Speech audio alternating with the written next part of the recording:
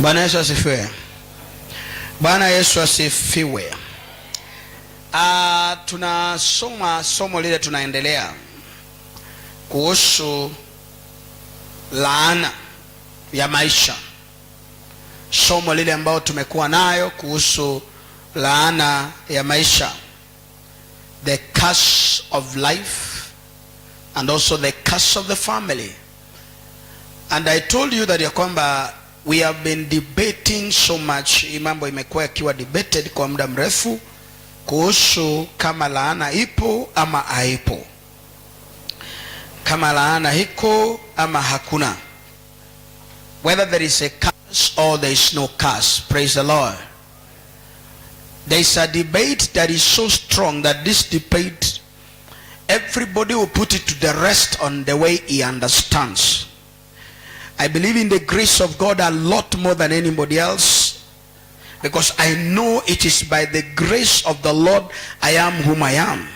Paul says, I am whom I am by the grace of God. I am whom I am by the grace of God. Mimi nipo vile nilivyo kwa neema ya Mungu. That's what Paul was saying. I am whom I am because of the grace of God that is in my life.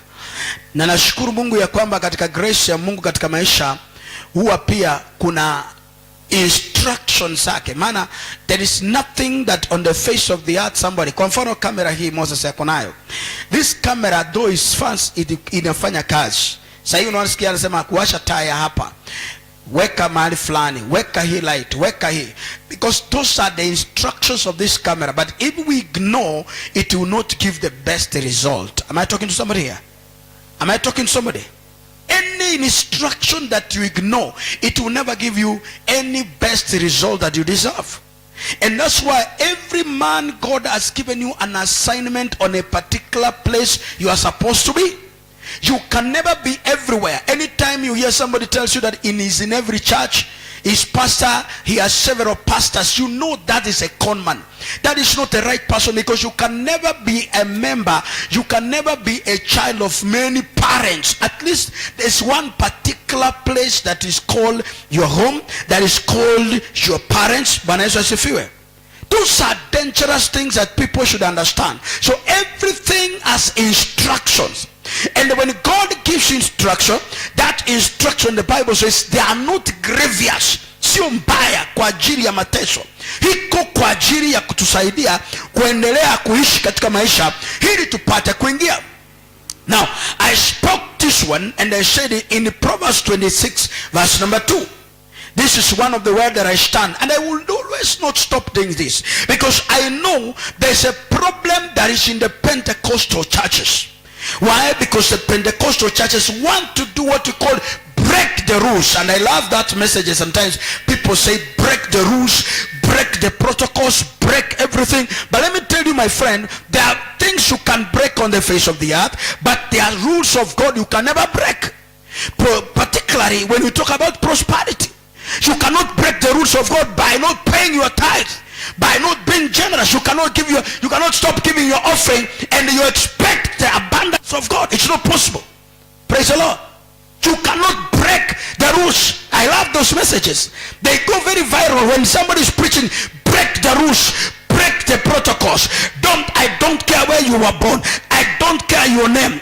No. I know those ones are the things that we do when we are doing motivational speaking. But when we are in deep teachings, when we want to teach people exactly what they deserve. One lady told us yesterday, the other day, a man walked in a church. Akatembea kwa ofisi yake akamwambia, wewe pastor, nataka leo kuwa courageous kukuambia wewe ndio mnadanganyanga watu sana. Mtu akuje, you try that one on me when you know. Go and start your own church. Go and do it. Anamwambia ati mnadanganyanga watu sana, kuhubiria watu juu ya maneno ya laana, kuhubiria watu vitu ambao hazifai, kuhusu vitu sio hazifanyi nini. Ati nani mtu ndiye amemulea, amemfunga harusi, amekaa pamoja naye, lakini anarudi baadaye anasema ameona mwanga sana. Then confusion ikianza ndirangu, you don't know where it starts. Number one, confusion inaanza kwa kukuondoa in the fellowship. The moment you leave the fellowship of God, that's the beginning of the insurgency ya kuenda katika confession. So when the Bible says that like a fleeting sparrow, like a flying shadow, another translation which you can understand easily, my friend. Like a fluttering sparrow or a darting swallow, and deserved cash does not come to rest. And deserved. The other one says a cash without a cause. Can you put a King James, original King James version? Like original KJ, yeah. As the bird of the wandering, as a swallow by flying, so a curse causeless shall not come. In other words, a curse without a cause. Without what? I say without what? A cause. And I asked a very, very fundamental question. Do we have many causes? Yes, we do. Disobedience, for example, when you are told, because now there are so many gospel flying all over. Some they say don't give your tithe. Tithe is an Old Testament idea. Some they say don't give an offering, give to the orphans, give to the widows, give generously on the streets. Some they say you don't need to be in a church. You are self, you are a church. And Paul is saying don't neglect the fellowship of brethren. Don't neglect.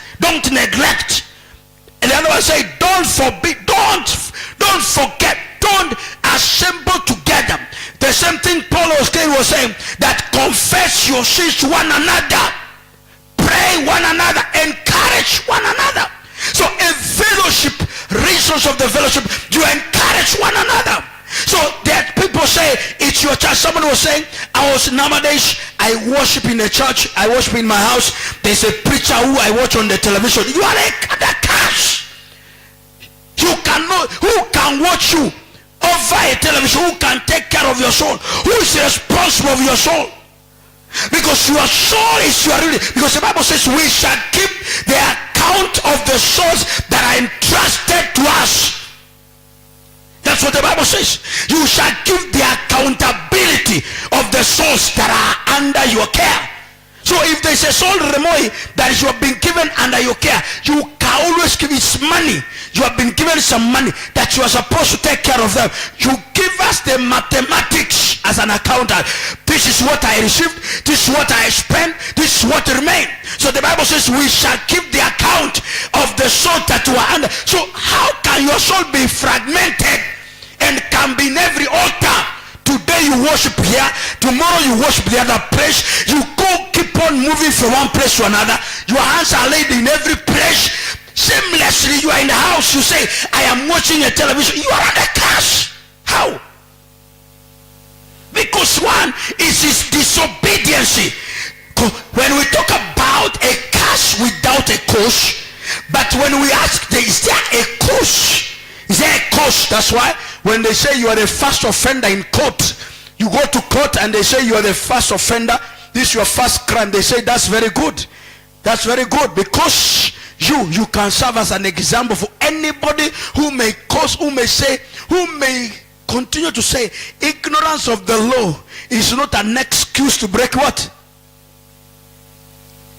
Aya, niseme Kiswahili. Kutojua sheria sio za kufanya sheria. Unaenda Nairobi mara ya kwanza na hujaifika Nairobi. Hapa Nakuru unatoa mpaka Makamasi kwa barabara. Unatoa kwa barabara. Jaribu that one Nairobi. Is when you know. If you have 2005. Tulikuwa na kijana rafiki yangu. Nafikiri mmemjua hapa Sebedi, tulikuwa tumeenda naye Nairobi. Tunaenda Nairobi, ikawa nimeenda sijui ni wapi. So we were all of us together.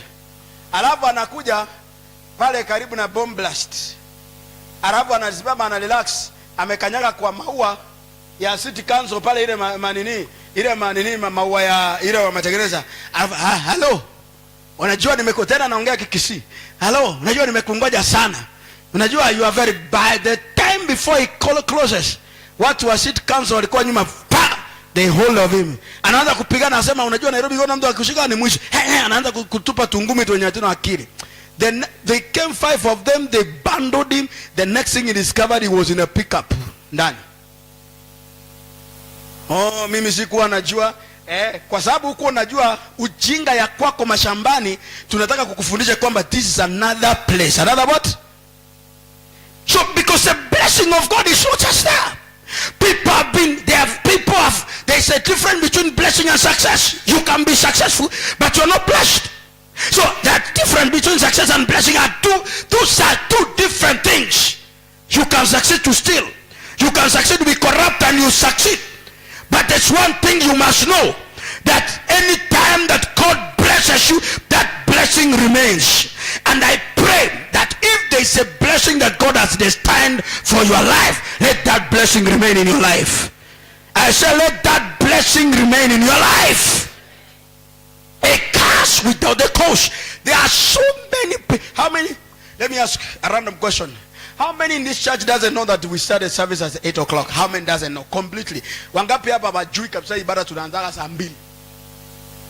Inua mkono kama ujui kabisa, ndani ya moyo wako unajua ibada wangapi wanajua kwa hii church tunaanza ibada saa 2? Raise up your hand. Wanye wanajua ibada inaanza hapa saa 2. Inaanza si ati watu wanafika. Wangapi wanajua kwa hii church? Inua mkono hivi. Wanajua ibada inaanza saa 2. How many know? Ndio moyo ujui kabisa tunaanza saa 2. Kabisa. Na hii bure chini unakuwa nayo. Unajua kusoma Kizungu? You know how to read English? And do you read this bulletin? Unasoma gani? That's a good one. Do you read this bulletin? Nauliza wangapi wanajua? Wacha nirudie mara ya pili. Wangapi wanajua ibada hapa tunaanza saa 2? How many know? You're not under judgment or anything. Wangapi wanajua kwamba tunaanza ibada saa 2? Wangapi wamewahi tangu tuanze hii church, wamewahi jaribu wakafika saa 2? Wacha siku ile faith unakuja kupika. Wageni wakikuweka unakuja saa 12. Wachana na hiyo. Wangapi wamewahi fika? Victor na Blay au ni automatic na wakio? Au they automatically come at before 8. Before 8 hiyo au hata wasiinue na wainue. Wangapi wamewahi kuwa kwa ibada hapa saa 2 kamili? Ndirangu 1 2 3 kwa whole church na Alice wakakuja saa 2. Wewe unajaribu zingine unakuwa wiper uko on off, but at least unajaribu. I can attest to that. How many want the blessing of obedience? Blessing of obedience. Because I want to give you the benefit of obedience. Tell your neighbor the benefit of obedience. Please talk to me. Say the benefit of obedience. Because every time, because if for sure you subscribe, because let me tell you, you can be everywhere. Because last night I listened to a testimony ilinistua. Nikaambia mami kuja usikize. Nilikuwa nasikiza ujumbe fulani ya mtumishi wa Mungu anahubiri kutoka Tanzania. Huyo mhubiri anaitwa Bishop Wajima. Anahubiri ujumbe ya nguvu sana. Alafu mtu akakuja kushuhudia faith. Ndio ujue mamangu, watu wanatafuta utajiri katika njia. Na mpaka nikamwambia umesikia huyo mtu? Ametembea forest 5 good days faith. Hakuna chakula, hakuna maji, hakuna chochote.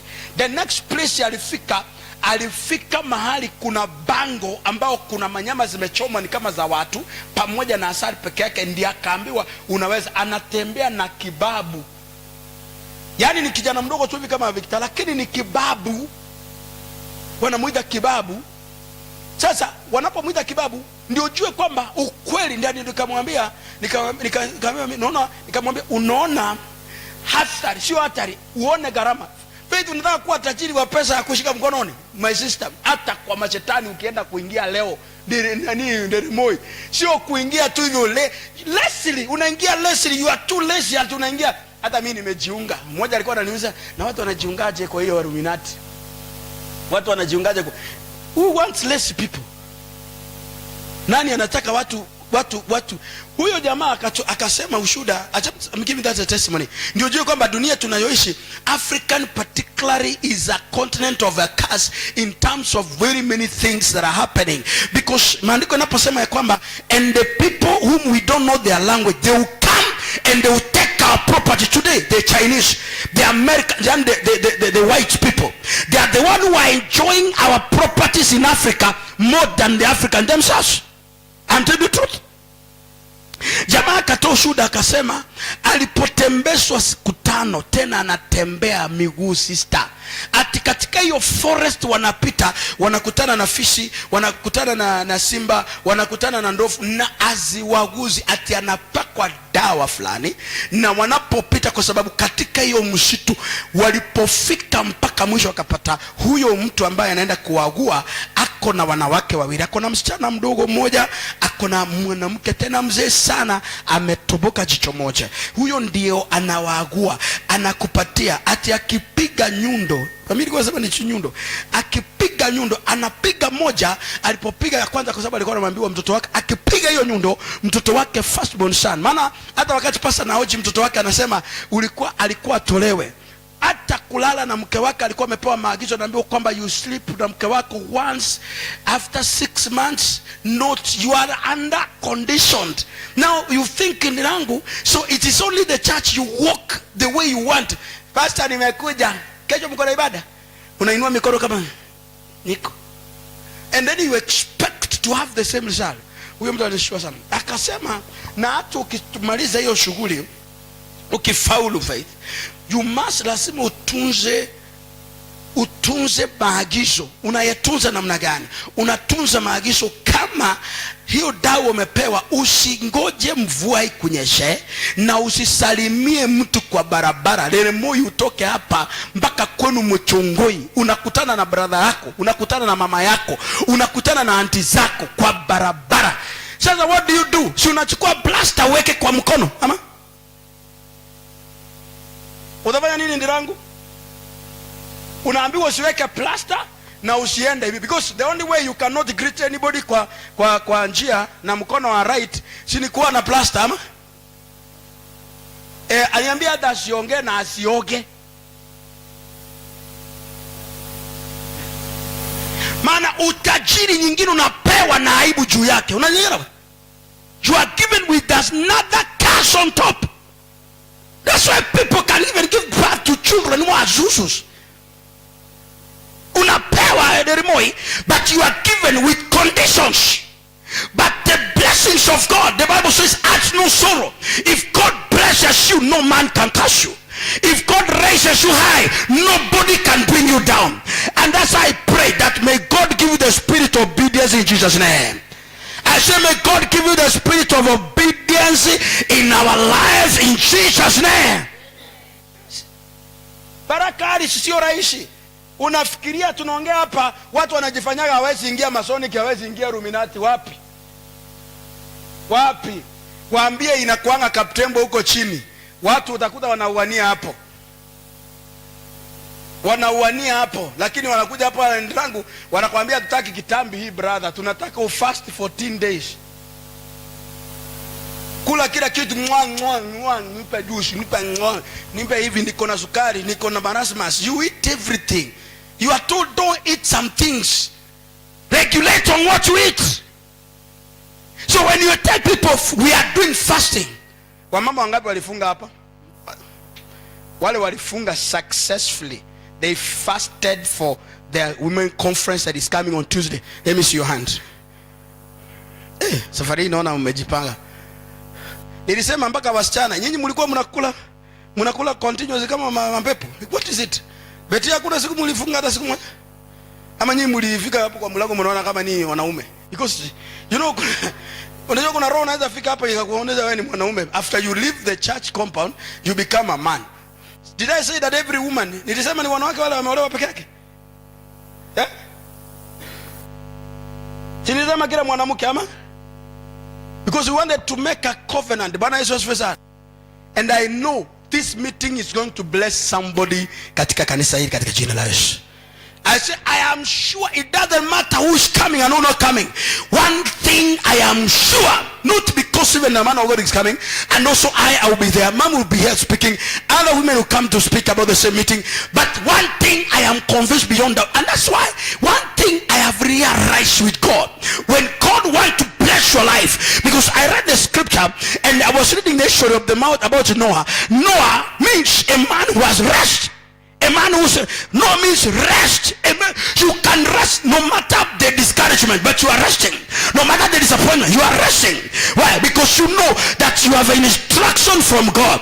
Anytime you have an instruction from God, you rest. You do what? You rest. Why? Because God gives you a blessing that you cannot contest.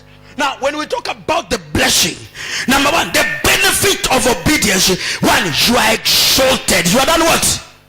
If you want to be exalted, if you want to be lifted on high, number one, you must obey. Be obedient. Be a person who obey. Because the blessing needs, my sister, a highest discipline. Discipline. Deuteronomy 28 verse number 1. Listen to this. You cannot, because a curse and a blessing, they go hand in hand. When you disobey, you are under curse. When you obey, you are blessed. You are what? You are blessed. You obey the Lord thy God. Listen to this. Now it shall come to pass if you diligently. I want you to mark that word called diligent. Tell your neighbor diligent. Amjatengeneza kitu vizuri ama ni ble? What is nini inakata majina? Inakata hivi, inakata upande.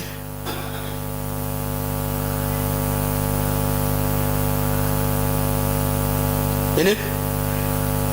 Niko komisa. Settings. Basi endelea kuset menu wetu. Set video na setio. Inasema, now it shall come to pass if you diligently do what? I said obey what? The voice of God, not God coming from above. God puts his voice, his words on us as men of God. When we speak, you must listen. Praise the Lord. Because when God speaks through men, he speaks through his servants. So if you disobey, you pretend to know that you know God. You cannot know God until you obey the messengers of God. The messenger of what? Because I cannot be a messenger of God. You disobey me and you pretend that you are obeying God. You cannot do that. You cannot do that. You must obey. Because the Bible says, if you diligently obey the voice of the Lord your God. Number two, to observe. What does it mean to observe? In other words, you carefully listen and observe. And when you observe, if there's an error, you say, God, give me grace. I cannot partake on error. I cannot partake on what? I say I cannot partake on what? If I'm a pastor and I tell you to come to on Sunday, ukuja na kiatu moja na socks nyeusi na kiatu ya green, that's an error. That's an error. Any extreme that I may do which is not called, you must also, you observe. You do what? You observe. The Bible says you observe carefully. You observe what? Carefully. You observe carefully. Yani unaichunguza. The Bible says, and you observe carefully. You observe what? You read one by one. Because even you Leremoy, you know when the word of God is spoken. You know when it is right and when it is wrong. That's why the church of Berea and the Bible says, when they were taught in the temple, when they were taught, they went home and they researched the scriptures to tarry whether they are right. So as a man of God, whatever I speak the voice of God. Anything that I speak outside the voice of God, you observe it, you don't do it. That's not disobedience. That's not disobedience. But if I tell you, my sisters, pray, is that an error? Is that an error? I tell you, come to the church, come to the conference, is that an error? I say give you your tithe, is that an error? No, it's not an error. I give you, there is a Bible says, observe all his commandments. You cannot be a commander of issues until you obey the commandments. That's why lazy people, that's why people are looking after God. That's why God always, Mungu anaangalia sana moyo wako Leremoi. Before he can deposit, God can give you some blessings and then, my friend, you come and somersault and you leave God forever. How many people have left God? Nimewambia hapa as we are beginning the service, wale watu wamepokea miujiza mingi kwa hii kanisa, hawa ndio hata wakwangi serious na Mungu. That one I can assure you of the truth. Mtu akishabarikiwa, mtu mmoja alisimama hapa akaambia ndugu mwingine, akamwambia, my friend, tangu aanze kwenda kanisa, kitambi naona umeongezeka, sura imebadilika, hata pesa inashika mkono. Akamwambia hivyo live, akamwambia nimeona pesa inashika kwa mkono.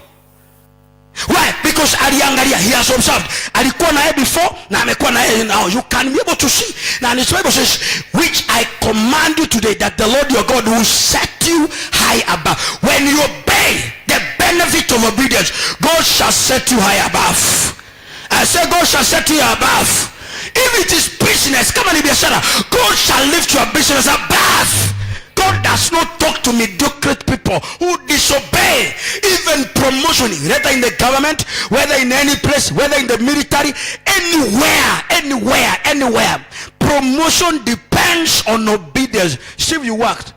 Ukaanza kazi kutoka kwa shelves, you were promoted again, you were taken one single promotion to another. Si kweli? Were they looking at your stature? Yani vile umenona. Vile unakujaga na kiburi, you come like, sasa nimekuja saa 4:30. When you are going to a place of work by 5 in the morning, how many people lived in Nairobi? People live in Nairobi, they wake up 4. Those who live in Kitengela, those who stay in Machakos, those who stay far away from Nairobi, they stay because they are going far away because of rent issues. And they have to wake up by 4, they are up.